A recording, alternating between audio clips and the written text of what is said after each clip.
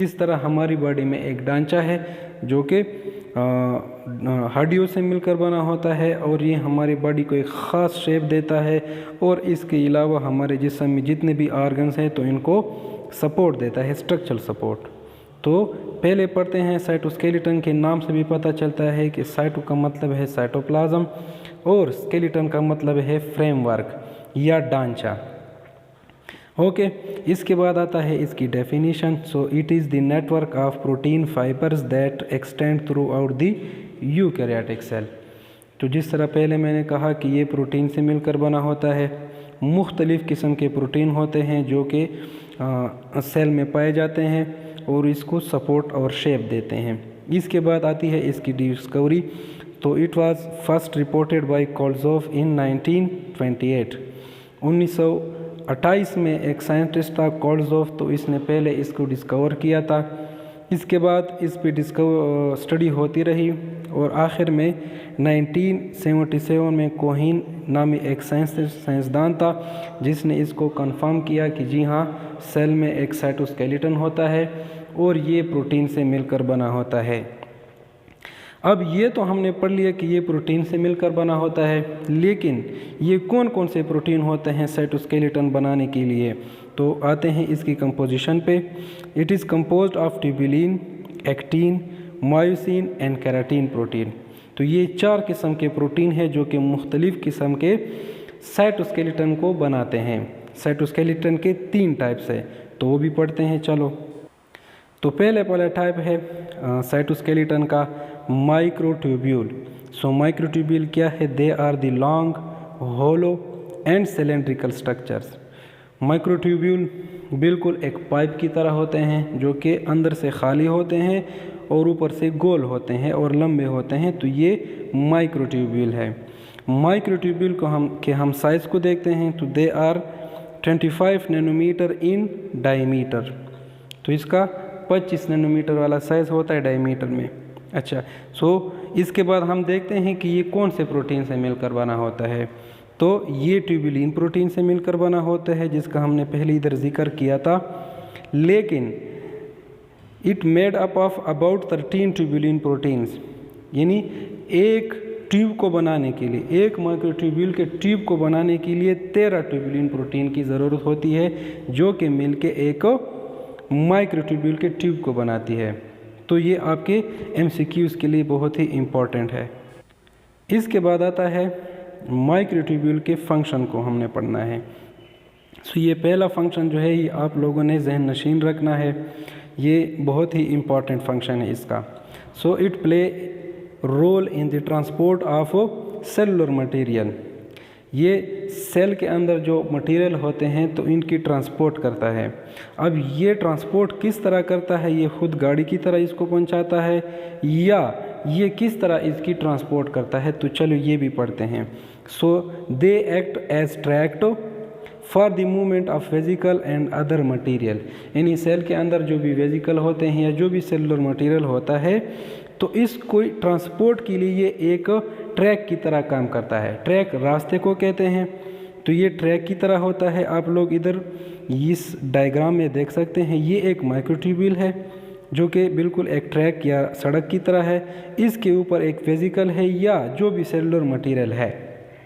अब ये cellular material खुद गाड़ी की तरह इसके ऊपर नहीं जाता, बल्कि इसको धकेलने के लिए या इसको ट्रांसपोर्ट के लिए 2 और किस्म के प्रोटीन होते हैं जिसको कहते हैं काइनेसिन एंड डायनीन्स। अब ये 2 प्रोटीन जो होते हैं इसको अपने अलग अलग डायरेक्शन में ट्रांसपोर्ट करते हैं, ले जाते हैं सेल में। अब ये प्रोसेस होता है न्यूरॉन में, क्योंकि न्यूरॉन में जो मैसेज होते हैं, नर्व मैसेज होते हैं, ये न्यूरॉन के ऊपर जाते हैं। तो ये इन नर्व मैसेज को ले जाने के लिए काइनेसिन और डायनीन्स 2 किस्म के मोटर प्रोटीन है और ये इसके लिए ट्रैक होता है माइक्रोट्यूब्यूल। ये मैंने ज़रा एक्स्ट्रा बता दिया है, आप लोगों ने इसको स्किप भी कर सकते हैं और अगर आप लोग सीखना चाहते हैं तो इसको अपने जहन में रख लें, लेकिन ये जस्ट कंफ्यूजन को दूर करने के लिए। ओके, इसके बाद आता है इसका दूसरा फंक्शन, दे फॉर्म सेंट्रियोल्स। यानी ये सेंट्रियोल्स बनाते हैं which help in division of cell. अब ये तो हमें पता है कि सेल ने डिवाइड होना है, सेल 2 डॉटर सेल में डिवाइड होता है, तो इस प्रोसेस को कहते हैं सेल डिवीज़न। अब सेल डिवीज़न में क्या होता है कि जब न्यूक्लियस न्यूक्लियस के अंदर क्रोमोसोम होते हैं और क्रोमोसोम ने अपने अपोजिट डायरेक्शन में जाना होता है, तो उन अपोजिट डायरेक्शन में ले जाने के लिए सेंट्रियोल की ज़रूरत होती है। तो वो सेंट्रियोल इनको क्रोमोसोम को अपने अपोजिट डायरेक्शन में ले जाती है, और ये सेंट्रियोल किस चीज़ से मिलकर बना होता है? माइक्रोट्यूब्यूल से। इसके अलावा तीसरा फंक्शन है it maintain the shape of cell. ये सेल की शेप को बरकरार रखता है, यानी सेल की शेप को बनाता है। इसके अलावा आते हैं इसके दूसरा टाइप आता है माइक्रोफिलामेंट। अब माइक्रोफिलामेंट किस तरह होता है? माइक्रोफिलामेंट के पहले हम साइज़ को देखते हैं। So they are 7 nanometre in diameter. इसके साइज़ 7 नैनोमीटर होता है। और ये कौन से प्रोटीन से मिलकर बना होता है जिसका हमने जिक्र किया था कंपोजिशन में? तो वो है it made up of thick protein myosin and thin protein actin. यानी ये 2 किस्म के प्रोटीन से मिलकर बना होता है। एक थिक प्रोटीन होता है जिसे हम कहते हैं मायोसिन, और एक होता है थिन प्रोटीन जिसे हम कहते हैं एक्टिन। अब ये तो हमें पता है कि मायोसिन और एक्टिन मसल सेल में पाए जाते हैं, तो इसलिए माइक्रोफिलामेंट दे आर पाए जाते हैं स्केलेटल और जितने भी मसल है, तो इसलिए they are found in skeletal muscle and other muscles. ये मैंने डायग्राम ड्रा किया है माइक्रोफिलामेंट का, तो आप लोग इसे देख सकते हैं। ये बिल्कुल धागे की तरह होता है। ओके, इसके फंक्शन को हम पढ़ते हैं। So it help in muscle contraction and relaxation. Microfilament चूँकि मायोसिन और एक्टिन से मिलकर बना होता है, तो इसलिए ये मसल की कंट्रैक्शन और रिलैक्सेशन करता है। इसके अलावा दूसरा फंक्शन है it help in amoeboid movement या cytoplasmic streaming. Okay, cytoplasmic streaming या अमीबॉइड मूवमेंट क्या है? ये चूँकि माइक्रोफिलामेंट धागे की तरह होते हैं और ये लचकदार होते हैं, तो इसकी लचक की वजह से ये मूवमेंट करते हैं, और ये मूवमेंट की वजह से साइटोप्लाज्म में चूँकि पानी होता है, तो उसकी वजह से ये पानी की तरह बहता है। तो इस मूवमेंट को कहते हैं साइटोप्लाज्मिक स्ट्रीमिंग या अमीबॉइड मूवमेंट। चूँकि अमीबा एक सेल होता है, ठीक है, अमीबा एक ऑर्गेनिज्म है, एक सेल वाला, तो इसमें ये मूवमेंट क्रिएट हो जाती है, और इस मूवमेंट की वजह से ये लोकोमोशन करता है। अच्छा, इसके बाद आता है इसका तीसरा जो फंक्शन है इट हेल्प इन साइटोकाइनेसिस।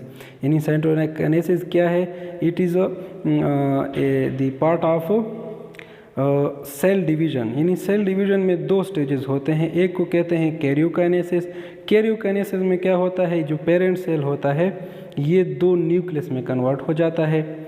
उसके बाद क्या होता है? इस पेरेंट सेल ने तो डिवाइड होना है। अब ये पेरेंट सेल जब 2 डॉटर सेल में डिवाइड हो जाए, तो इस प्रोसेस को कहते हैं साइटोकाइनेसिस। तो ये साइटोकाइनेसिस में भी हेल्प करता है। इसके अलावा आता है तीसरा टाइप जो साइटोस्केलेटन का है, उसको कहते हैं इंटरमीडिएट फिलामेंट। तो इंटरमीडिएट फिलामेंट को इसलिए इंटरमीडिएट फिलामेंट कहते हैं क्योंकि their size is intermediate between microtubule and microfilament. यानी ये जो इंटरमीडिएट फिलामेंट होते हैं ये ना माइक्रोट्यूब्यूल से बड़े होते हैं और ना माइक्रोफिलामेंट से छोटे होते हैं। चलो, अब ये किस तरह है इसका साइज इसके इंटरमीडिएट? क्योंकि they are 10 nanometre in diameter, और माइक्रोट्यूब्यूल जो है वो तो 25 नैनोमीटर का है, और माइक्रोफिलामेंट 7 नैनोमीटर का है, तो इसलिए इसको कहते हैं इंटरमीडिएट फिलामेंट। चलो, इसकी कंपोजिशन को हम देखते हैं। It is made up of keratin protein and which are found in hairs and skin. Nails वगैरह में पाया जाता है केराटिन प्रोटीन, तो ये केराटिन प्रोटीन से बना होता है। ये इसका डायग्राम है, आप लोग देख सकते हैं, चूँकि ये इसका डायग्राम है। और आखिर में आता है इसका फंक्शन। तो इट प्रोवाइड मैकेनिकल सपोर्ट, ये मैकेनिकल सपोर्ट देता है, and it maintain the shape of cell.